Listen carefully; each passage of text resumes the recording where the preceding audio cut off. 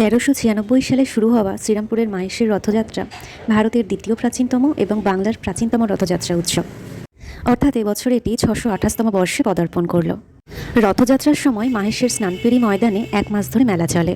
তো সেই মেলা দেখতে আমরা বন্ধুরা মিলে বিকেল বিকেল হাজির হয়ে গিয়েছিলাম মেলা প্রাঙ্গণে। চড়ে নিলাম মিউজিক্যাল চেয়ার রাইড, আর বাকি 2 বন্ধু চড়ল ময়ূরপঙ্খী রাইড।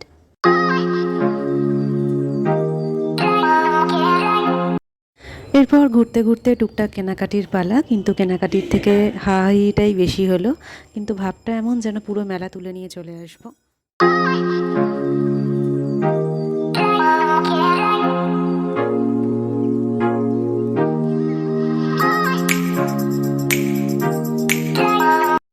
এরপর হজমি কিনতে গিয়ে চললো প্রচুর গুরুত্বপূর্ণ আলোচনা, মানে কোন কৌটোটা গলা অবধি ভর্তি, কোনটা একটু কম, কোনটা টেস্ট বেশি, কোনটার টেস্ট কম, এইসব।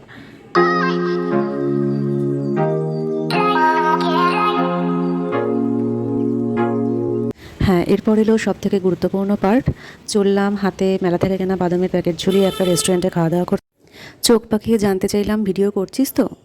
চললো অ্যাস্থেটিক রেস্টুরেন্টে বসে বেশ খানিক বকবক। তারপর চলে এলো হাই লেভেলের অ্যাস্থেটিক খাবার দাবার, chicken manchow soup and pan fried noodles, যেটা নিয়ে খানিক পাস খেলা চললো, ওকে দে আর তুই খা করে।